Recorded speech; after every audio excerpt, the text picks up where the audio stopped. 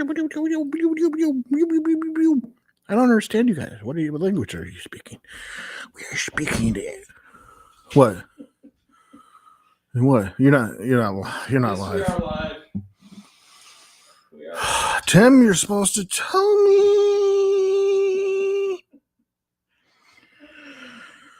Welcome back to another podcast, guys.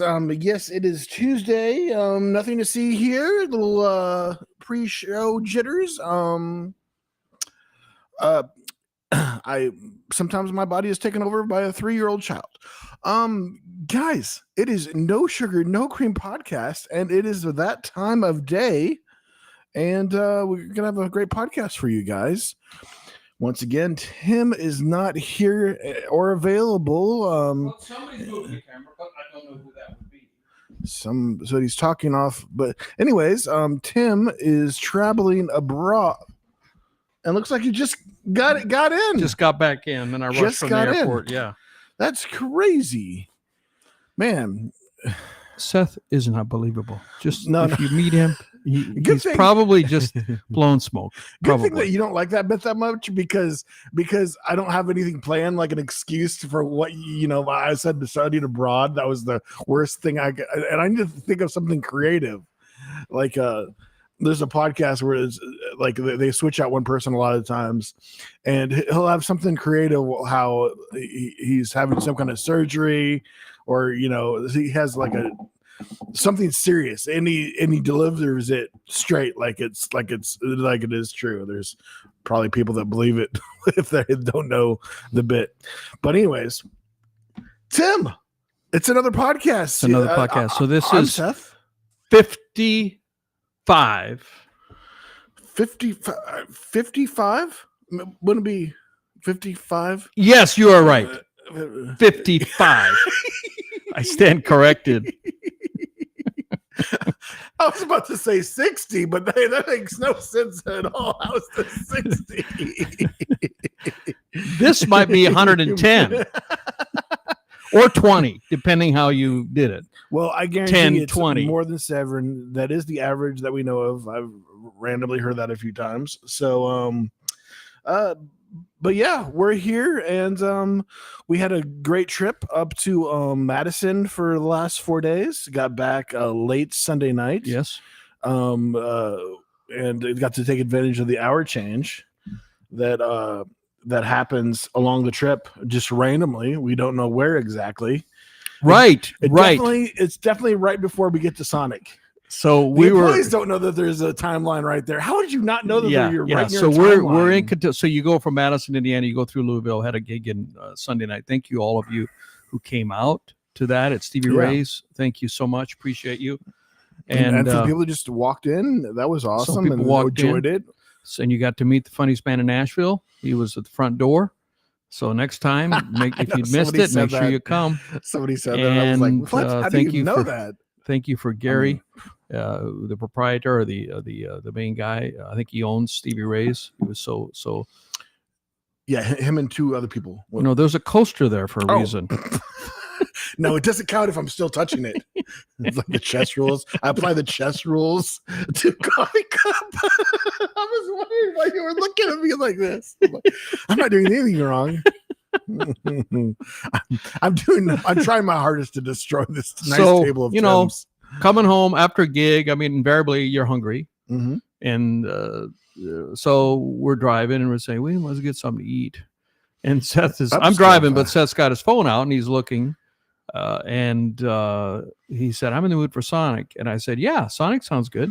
And he found one that we had just crossed the line where the time changed, because Nashville's on Central Time and Louisville's on Eastern Time, and there is a switch obviously between the two, and exactly where that is, it's south of Louisville, but where it is, it's wherever we got off, because Seth thought they would be closed, but we luckily were 10 minutes past the line, and it was an hour early. We got a kick out of this because the only way that we would have been able to go to this place is that they close at 10, but the hour goes back like 5-10 minutes before we get there.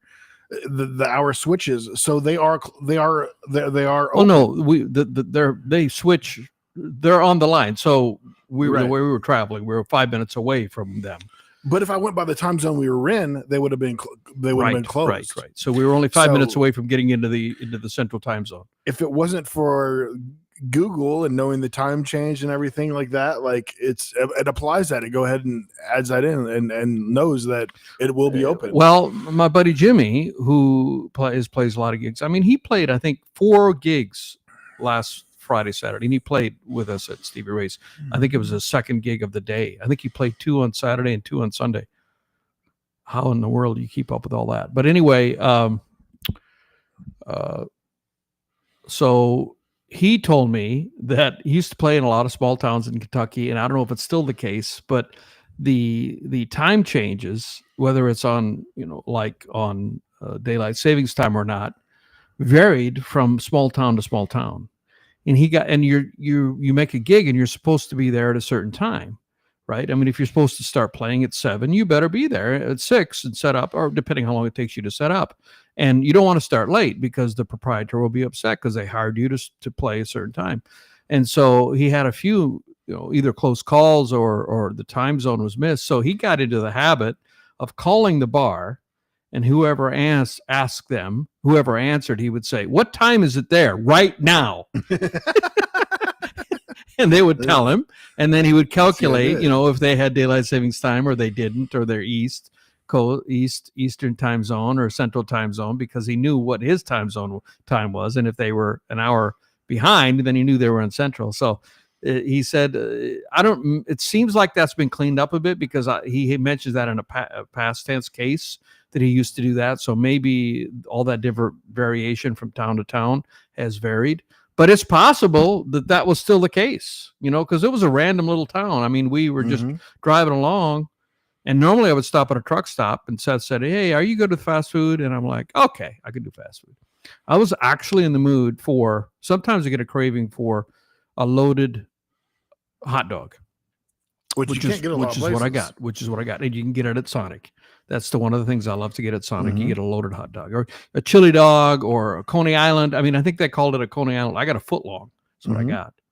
And it was great. It was phenomenal. Hit the spot at 10 o'clock at night or 11 o'clock at night, depending on which time zone we were in.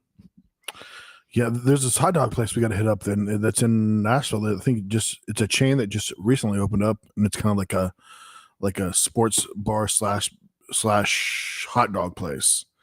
And it's supposed to be a nice chain. When I lived in New York City decades ago, I lived on the Upper East Side, 83rd Street.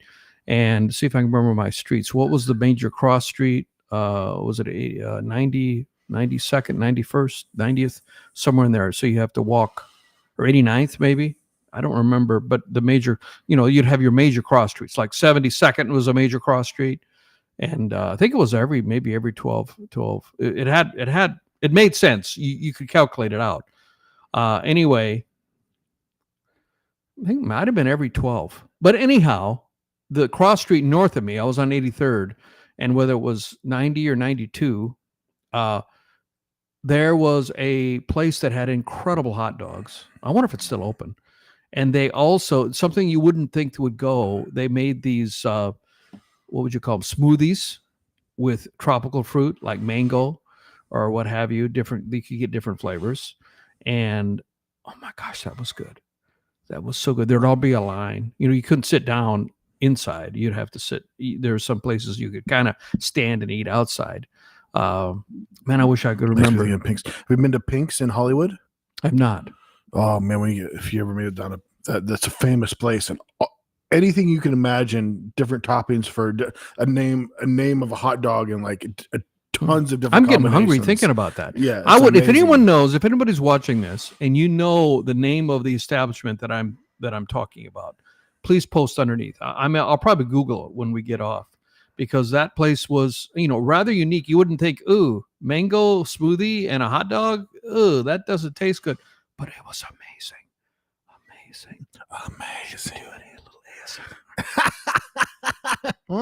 We did some ASMR last time or 2 weeks ago, and check out our clip. It didn't. It was amazing. Don't listen to Tim. It was amazing. Check it out.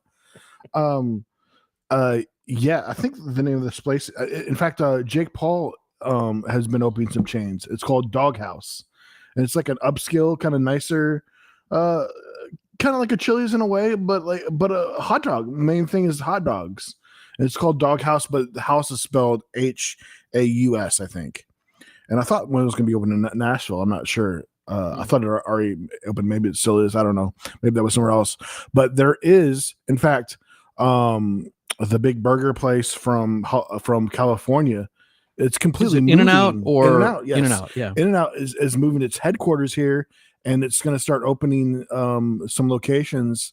I guess next year. I think they've already broke ground, and you can drive by and see that it's going to be an In-N-Out. But so it's like the official. I think there's some non-official, like maybe corporate ones that are, or franchise ones that are in. So it's a little different in Texas, but we're getting the official run by moving their family. headquarters here from California. Yeah, I feel like a California company. They've had such a rough time in California, I guess is what, but they're moving to Nashville. It's kind of interesting. There's a number of I'm running across a number of TikTokers and even YouTubers, and some from people from the Vlog Squad have already bought houses here in Nashville. Like, which is kind of funny because they're getting late on everybody. A lot of moves were made just after. Oh no! Now's the time to buy. Prices are down. Prices are down. Right? I guess it is. There was a crazy boom. So there was a boom, and now is the time to buy. If you want to move to Nashville, now is the time, because there was an incredible boom. I saw an article the other day, and it labeled Nashville as the worst market and in the country, major market of the country, but they just were going by change of how many. Okay, so the metric that real estate people use: how many days is a house after it's listed? Is it listed before it sells? Days on the market, and once you get over 50. Average, you got your exceptional house that's going to sell. Like there was a property that Jimmy and I wanted to buy right next to our property, and they listed it, and within about 24 hours, or at 30 the most, they had an offer on it because it was priced very, very, very nicely for the buyer. But so you're going to have differences. You're going to have an odd house that's going to take longer, but it's the average. What is the average number of days that every house that gets put up for sale is on the market? And that is a metric that you use to see if it's a buyer's market or a seller's market. And Nashville didn't have the highest average days, but it had the highest change from year to year, from 23 to 24. And so based on that metric, they said Nashville is the worst market. But it didn't even have the highest average days. In fact, the highest average days on the market was Miami. So Nashville, I believe, was 64 or 62. 64 or 62. I remember it was low 60s. Miami is like 83 days on the market.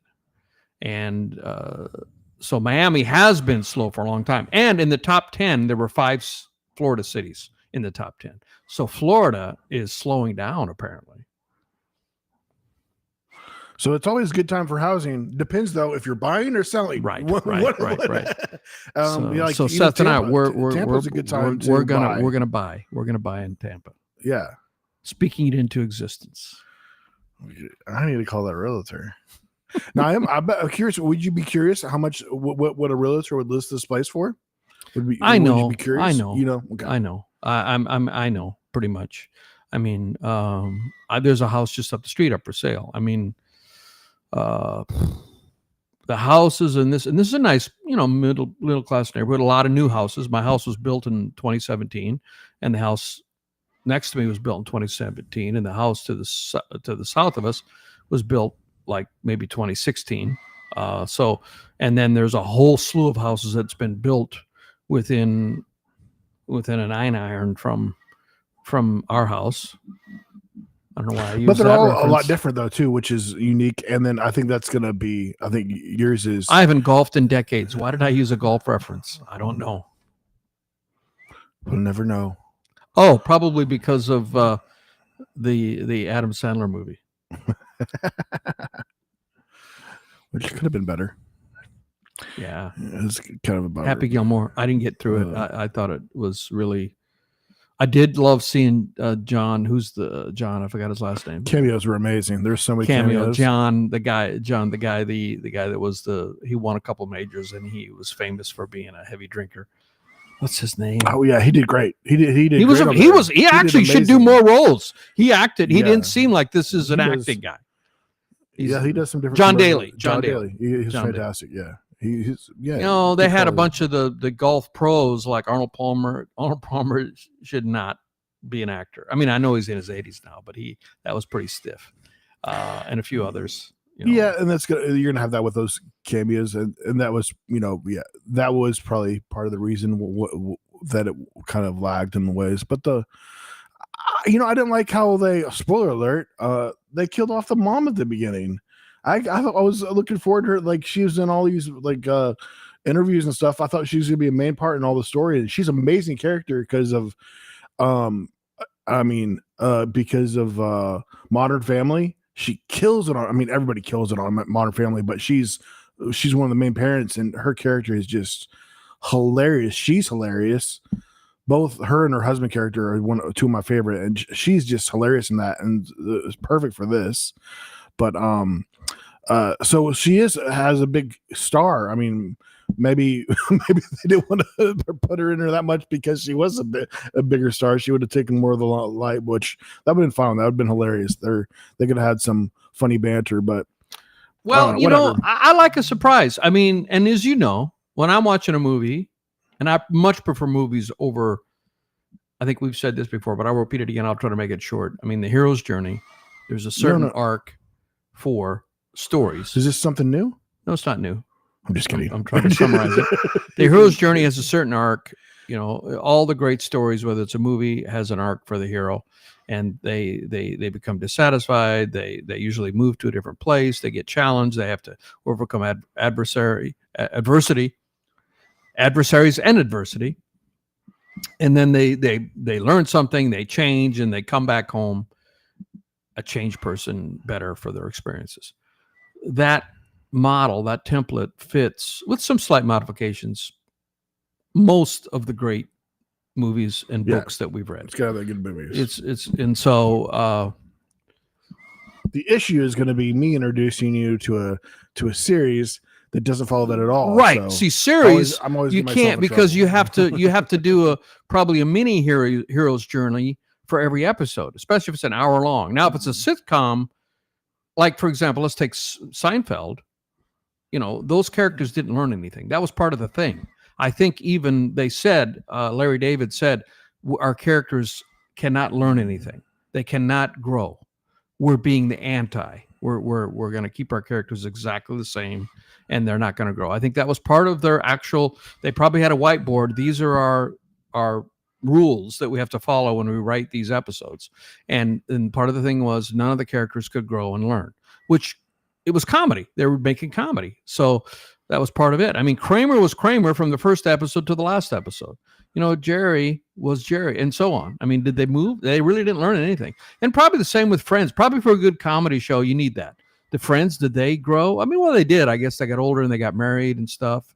Don't know too much about it. I love a good sitcom too. I never, it was kind of before my time a little bit. I should try watching. So sitcoms probably are a different model. You don't use the hero's journey probably. But I mean, let's think of dramas like Sopranos. Sopranos, did they learn anything? Did Mr. Soprano, I forgot his first name. Tony. Did he learn anything? He was going to therapy, but I don't think he learned anything. You don't think he grew, so it's a series. So in general, it takes great writing to keep you interested. In Sopranos, I love Sopranos. I mean, I'm addicted to mobster stuff. Leave the gun, take the cannolis. That was ad-libbed, by the way. That's from The Godfather. Movie came out in 1972. How many years ago? 50 years ago, 3 years ago. Anyway, hero's journey. And so I have trouble liking a series because they can't adapt the hero's journey method, which makes a great story, because especially if they want it to go on. But some series do. Like one is Friends and Neighbors, and he actually did progress. He actually did learn, didn't he? In a way, in his own way. I mean, shocked you with the ending, Friends and Neighbors. Yeah, well, it was surprising that he's gonna keep stealing. He's gonna keep stealing. Yeah, he loses his job and he does progress. Actually, he does progress. There's a bit of a journey there for him. Yeah, he becomes more of he tries to win his wife back and becomes more caring, tries to have a better relationship with his son, and he's learning, he's growing. Actually, he does. There's some progression there, and that's maybe why I like it. And now I'm anxious for the next season. Great writing. I mean, and so there are series that I love. Bad Monkey. I got a soft spot for Vince Vaughn. I just love Vince Vaughn. He's funny, and I hadn't seen anything for years and years. And so the Bad Monkey, that was a series that we watched. It was set in an island. Was it in the Keys or somewhere on an island in the Caribbean? I don't remember if it was the Keys or where it was. Florida, right? And then was it the Keys? But also the Keys. Yeah, it was the Keys, I think. Yeah, I think you're right. But then the islands was part of it because they went to an island for something. There was some land that was involved. Yeah, an island involved. Right, that's right. And they were going to develop it. I mean, it had great writing. Loved it. Yeah, love Vince Vaughn. I know. I was kind of turned off by his newest movie, but maybe I should give it a chance. I haven't looked at with the older ladies in the kitchen. The older ladies in the kitchen. I mean, I do like Vince Vaughn quite a bit. So nice to see him make a comeback. I don't know what he's been up to the last 10 years. Even great powerful actors like that can't say bad writing. We saw a movie recently with some great actors in it. It had what's his name? I can't think of his name. A black actor who lost a tremendous amount of weight, and it had Tom Hardy in it, and bunch of some other big names. But it was just your classic shoot 'em up. The fight scene where everybody's shooting at each other and all the doors are getting riddled with bullets, and the good guys aren't dying, but the bad guys are. And the shooting scene goes on for like 25 minutes. Like, how do you have enough ammunition to keep going? It just defies any. Tom Hardy was in it. I think we were watching. Yeah, I we said, have a different opinion. And I'm going to bed. I'm going to bed. I can see there's nothing happening here. I mean, it's just so predictable, and Tom Hardy is one of the best actors alive today, but even he couldn't save that. Yeah, in my opinion. You did enjoy though John Wick though, right? No, it was still too much for you too. Then, yeah, you're just not a big action person. I mean, which makes sense. I mean, it's always fun when I can like call, "Ooh, Tim's gonna like this movie," and there's a perfect little benchmark of and I know. Ones okay, what I'm gonna say next. Oh, you're not gonna like it. Oh no, here it comes. My apologies in advance. It's gonna hurt. I do like Keanu Reeves, but his acting. Oh, I know that scope is. I'm pretty sure I've made pretty narrow. I mean, he plays the same character over. Pretty narrow. It's a line, Tim. There's nothing there. I'm pretty sure I've pointed it out. In fact, I thought you had defended him before. So funny. That's probably another reason why the same guy playing the same character. Paul Walker was the same. Oh, was he? Yeah, okay, very much so. Slightly better than John Wick, but not much. But he's played the same in all of his movies, which there is a really good movie that I would like to introduce you to that he was in. Paul Walker, rest in peace. I think they got one more Fast and Furious movie left. But if he can play that well, if it's in that, if he gets to play himself, yeah, he's good. But man, when somebody can. Who like Johnny Depp? Oh my gosh, I missed seeing him in a movie in a while. Like he acted so well that he creeped you out, and in the way ruined it. But there was a one to compare it to though. Charlie and the Chocolate Factory. I mean, that first one was iconic, but he did a very more creepy version of that, but. Amazing acting. Oh my gosh. And I don't care. I enjoyed him playing the Indian, and I forget the name of that one, but he did an amazing job. And there's nothing like Pirates of the Caribbean. Were you a Pirates of the Caribbean fan? Yeah. That kind of borders on the line of sci-fi, but it is very much a pirate movie. Yeah, love it. Yeah, the magic and unrealism in it is so smart compared to what the storyline is, the acting. Yeah, Johnny Depp, the way he can just play, he's just a drunk person. Like he's a drunk person that's not really drunk, or is he drunk? That is the question. Is he just always they say he modeled that character after the Rolling Stones' Keith Richards. Oh, really? Oh, you didn't know that? I did not know that. Yeah. You know Keith Richards? No, I guess I need a picture. Keith Richards is a guy that people make jokes about, because he survived so much drugs and so much abuse of his body and hard living, and people say that he's going to outlive everything. They say there's a lot of memes about 81 still kicking Keith Richards. And he's got he's done a lot of drugs, and it seems to affect the way he talks. He talks kind of like a vacuous guy.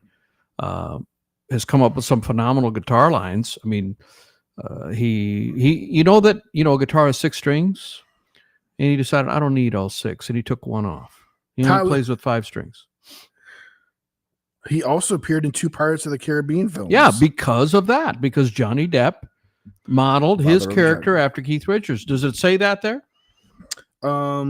No, not a fan, but that's what I was expecting to read. That's why I started reading it. But yeah, it makes. I mean, I would say that proves that you are correct. I mean, I didn't think you weren't. You have a pretty good memory. Yeah. So Keith Richards kind of number is involved.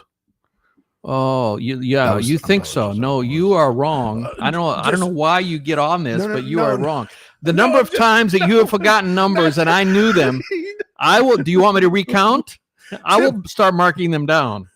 Tim, if we're going to talk about memory loss, there's no comparison. Your memory is much better than mine. I was just making joke of the 54, which you kicked yourself more than anybody else. Oh, that one. Oh, yes, that one. Yes. Reference to. Yeah, if you didn't watch, I derisively to my nephew, I was said, 53 plus 1 is 54. Talking down to him like he was dumb. I mean, and guess who was wrong and who was right? He said it's 53. I said, no, it's 54. 53. And guess what? It was 53. And I didn't care one bit, but he wrote what an idiot. I mean, I will own that. Text. I will own that. He wrote me an apology text, but I felt I was ashamed and horrified. Here I thought I was so right, and I thought that remember when we did 52, which was a big one. I thought that's a big one because that's 1 year's worth of weekly podcast. I don't know that we actually did it at a 1 year anniversary because we might have missed 1 or 2. I don't recall, but 52 to me was a big number. And I thought we had done one between 52 and that one that I said was 54. But it had only been a week. It just still shocks my mind. So now I look it up. Okay, what number is this? Because I don't want to be wrong. What was the last one? Okay, 54. Okay, this is 55. Okay. Yeah, I have short-term memory was like, my names. I'm so tough with names. Like, but I guess, not as good as numbers as I used to. I used to be able to add up numbers really well. Like Grandpa could do that really well, but calculator really messed me up, and I wasn't able to add up numbers as quickly as I could in my head as I am today. Or I'm so much. I'm not as good as it at all as I was back in the day. I could just add up numbers so quickly in my head. Calculators just ruined it for you. I know we learned all this math and everything, and then like, okay, here's a calculator, which just untaught me everything I had just learned in a way. One of our previous messages podcasts, I talked about Lamborghini and how we started making tractors. And I came across, and there's still Lamborghini tractors. And I came across the video of a farmer in the UK, and he talked just like Michael Caine. Michael Caine. Sometimes goes to the soft whisper. You know the Michael Caine I voice. love Michael He's Caine's got a very voice. unique way of speaking. It must be a regional accent because this guy sounded exactly like Michael Caine. And then he would go down. Sometimes talk, what the change, Michael Caine sometimes would go down to like a whispery when he would talk, when he would go down in note or frequency, I guess, like lower note. And then anyway, the point was he was telling his daughter who was driving the tractor, who's a farmer in the UK. And it just cracked me up because he was talking about all the different models of tractors. And I was surprised that all those models of tractors are still being made and are apparently popular in the UK. And Massey Ferguson, we had a Massey Ferguson tractor. Fendt is Italian. And I always wanted to have an Italian tractor or a Fendt tractor because I thought it was sexy or something. Fendt, Fendt. And Fendt. What else? He talked about, and he did mention Lambo. He said John Deere, all the John. So he's telling his daughter what to do. She's driving the tractor, and what to do if she meets someone on the road with another tractor, and what to do. If it's the same make and model of hers, you wave enthusiastically. But if it's some tractors that they look down on, you wave with, and if it's an older model, you wave at them and they'll be so excited because normally they don't get waved at 2000 or less. And he said, if it's a John Deere, just ignore them because they're all arrogant. They all think they're better than everyone else.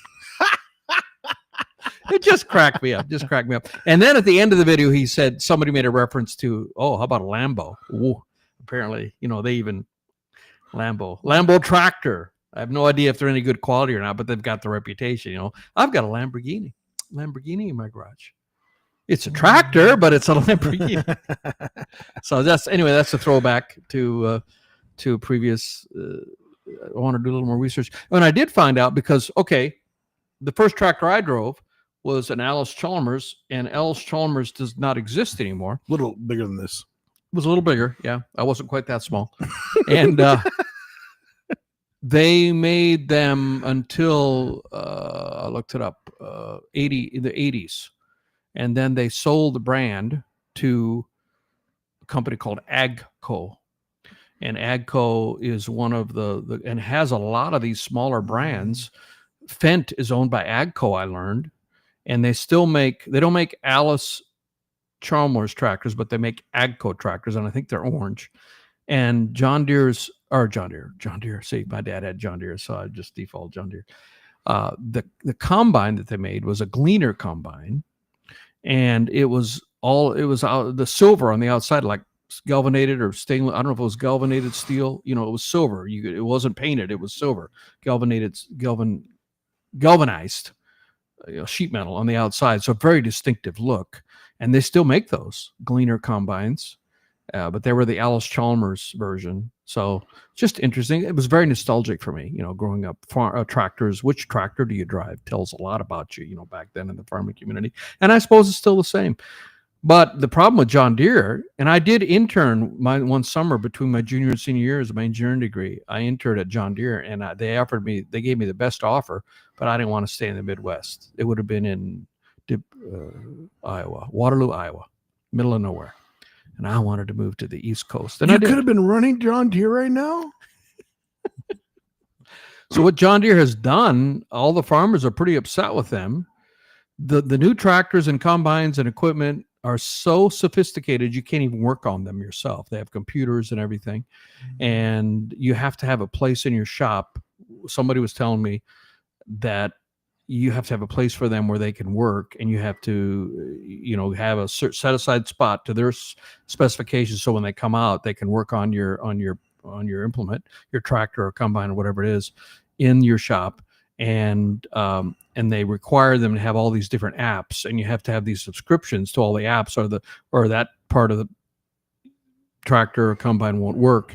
And it's gotten so expensive, and they're not really focused on farmers, so that now older tractors and combines pre-computer or maybe even probably 20 years ago, didn't have all the computers, have gone way up in price because everybody's getting those and then just making do with the older technology because the newer technology isn't worth it. That makes me sad.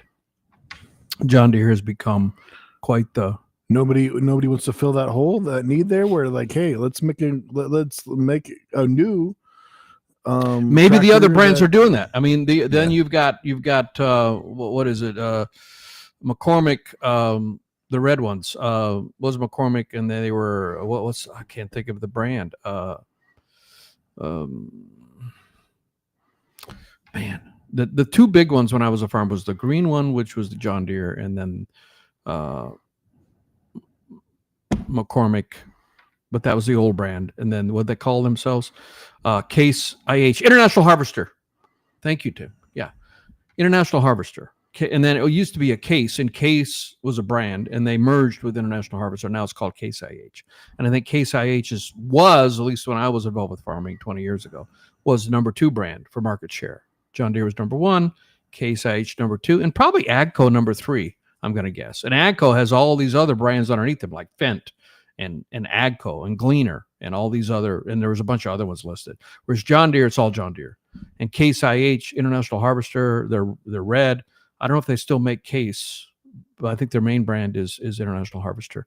And maybe they haven't embraced that technology, and people, but my dad would never, he went John Deere, and that was sacred. We're John Deere, and we're not going to have any red equipment on the farm. Green. So, but maybe there's an opening for them. I don't know. I don't know. My dad did have a tractor that came from Europe, I remember. And I was surprised he had that when I came back home from college, and he had a tractor that I didn't recognize the brand name. I'm trying to remember. It wasn't Fendt. It was another one. And then he also had a New Holland. There's another one, blue. I remember now, New Holland. And he had a New Holland tractor. And that was a pretty good tractor, actually. 2 or 3 really old tractors, too. Well, these. Those, oh, yeah, these yeah. Oh, my gosh. At one time, he had like 8 of them, Al Chalmers WD, or the Al Chalmers WD 45, and the 45 came after. And they made these in the 40s and the 50s. And good little tractors, That's so funny. And you can fix them so easy, and... now I can picture the tractor, because I was like, oh, just think of it really old. Like, that's, wow. Yeah, and Dad had probably 5, 6 of them. And he could work all that on himself. Yeah, of course. Yeah, they're so simple. And it had a hand clutch, which was good for a kid like me, because I couldn't reach the clutch. But the hand clutch, he welded on an extension. So when I wanted to stop it, I just pushed it forward. And he welded on about a 8-inch extension so I could reach it. You probably popped out. He probably popped out of your mother, and he was like, "It's a boy. All right, I'll be in the garage. You gotta make my boy an extension so he can drive it." Yeah, I was driving the tractor before he started first grade. So I was out there driving this kind of a tractor, L. Chalmers.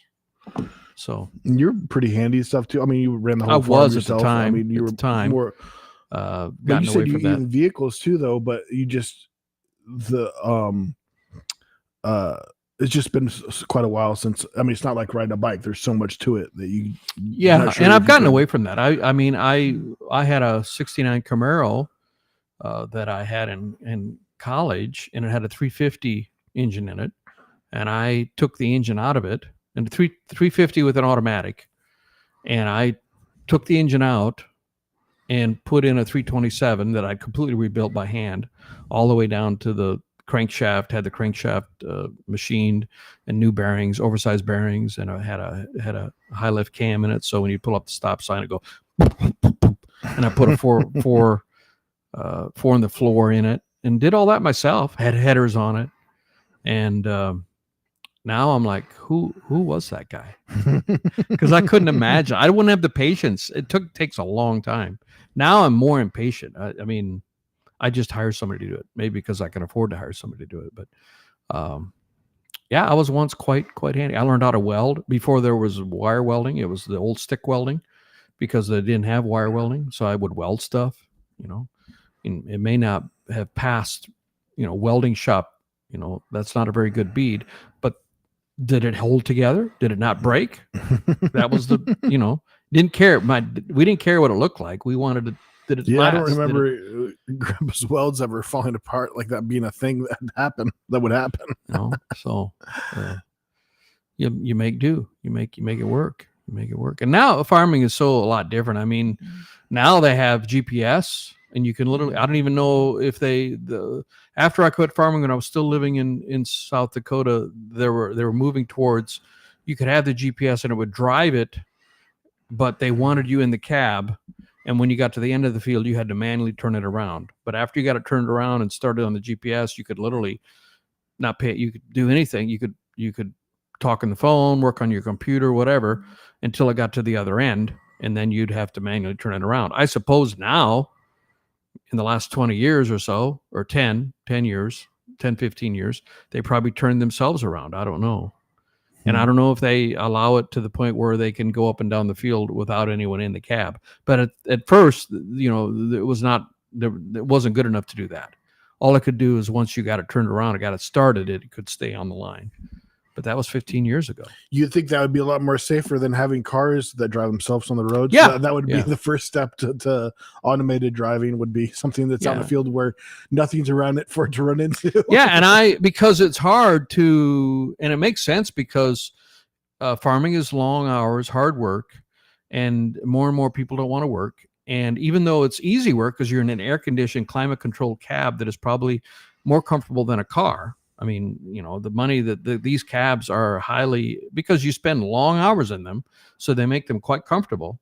And you got your stereo, you got your, whatever in there, so you can listen to music. You got some room. I was always fun to jump into whoever. Yeah, there's room. You can have multiple people in there. Yeah. And so I remember when they presented that, they said that it'll come a time when a guy can sit in his office on the farm and be monitoring like 20 different tractors going on in different fields remotely, and just making sure. You'd have to go out and, okay, I'm out of fuel, so have to put fuel in. And if you're planting seed, you got to refill the seed and stuff like that. But monitoring, a whole bunch. And I don't know if we're there yet. I mean, it's not out of the realm of technology, because now wars are fought with drones and somebody sitting in a room somewhere, sending the drone. So that seems to be a little more complicated because you got all these different directions. You go up, down, sideways, versus on a farm, you can only go left or right or forward or back. I mean, it's only 2-dimensional versus 3-dimensional when you're in the air. So it'd be a lot easier to control a tractor than it would. And it's going very slowly. I mean, if when we would do different tasks, my dad, you would go 5 miles an hour, or if you really wanted to get done, you'd go 6, but there'd be risks that it might not do as good of a job, especially if it was rough, and you might break something. So that's the speed you're going, 4, 5, or 6. And depending on what you're doing, if you may have to go slower, like if you're combining and it's a big heavy crop, you might have to go slower, but that's roughly the speed you're going in the field. So you're going very slow versus how fast is a drone going? Probably 80, 100 miles an hour, I wonder. A drone? Yeah, those smaller ones. I was just gonna say, now I think they got the larger drones that will spray your fields for you. I think I saw some video of that. Those big ones. Makes sense. Yeah, they used to do it with crop dusters. Very dangerous job, but a high-paying job. But it makes sense. They charge a lot to do that, but it makes sense if you get one of those drones. I was actually wondering because, I make content for my music, and I saw a video, and we get training courses, and I'm a member of Entrepreneur, and there's other artists that are in this training, and we have coaches, and we have a Zoom call every Friday, and the other artists are also in there, and we learn from each other because someone's trying something. And this one artist, he posted some videos of him that he's going to use on social media to advertise his CDs, and they were him playing he plays sax as well as other instruments, and he's playing his sax in a really nice area. Well, it's kind of industrial area, but the view was really nice because it was right on the water, and there was a drone that was filming it, and it went completely around him. It was a 360 view from up above, And I'm sitting there. My thought is, I was going to talk to you about it. Well, because I remember my last video that I had professionally done, the whole shoot was a certain amount, and including the editing. And then he said, well, you want drone shots? And that added, another 25%, just adding a drone shot. And that drone shot ended up being a small part of the video. I mean, it was an entire song length video. So it was probably about a 3.5-4 minute video. And the drone parts were probably 10-15%, but it costs more because he's got a drone. And I'm wondering now how expensive would be a drone, my own drone, and have somebody maybe who might help me and run it. I wonder who that might possibly be. I wonder who I could get to run the drone. Bob, you're asleep? No, you can find a decent one for $100, a pretty decent one for a couple $100. And then the camera, but you got to get the camera. Would be already on it. You're kidding me. Get out of here. Mm-hmm. So I think it would be decent. I mean, they got those like off-brand ones that whatever you can just buy that, Heck, I paid for his drone 2 times over. If that's all that costs. No, well, he probably has a nicer drone. Probably. I'm not complaining. I'm sorry. If you're watching this, I apologize to you. I'm not saying you did not do a professional job. Just that you're a jerk for overcharging him. That's what he's saying. Put some respect on my uncle's name. Coming for you. No, overall. Anything else? That's not true. Ignore him. But the total cost, the total cost for the video, was low compared to what other people have paid. It was probably 1/3 of what some other people have paid for videos. So he gave me a great deal, and he's actually at the time, and I haven't talked to him in a while. My album Cool Again came out. When did that come out? 23. So at least 2 years since I've talked to him, and he had just come off the road being the videographer for Elton John in his finale tour. Elton John was touring for about 2 years. He did a goodbye tour, and he has a bunch of videographers on there. I mean, any big touring act like that has videographers, and they're taking multiple shots that are then put on the screen. And so he said, they're asked how many videographers were on the team. He said there were 12. So he was one of 12, but he was videoing Elton John. And then Elton John came off because his tour ended, and he was going out to video for Paul McCartney. So he's no slouch, folks. Obviously, he's quite good. Or he's a very good liar. It was like, I'm one of 12. How are they going to know it? They're not going to see it. There's 12 of them. Okay. Yeah, I would like to verify that he's one of the 12. What's his name? Steve? Yeah, there's a Steve on there, I think. 12-1. Do you mean Sam? Maybe it's Sam. Sure. Yeah, he did a great job.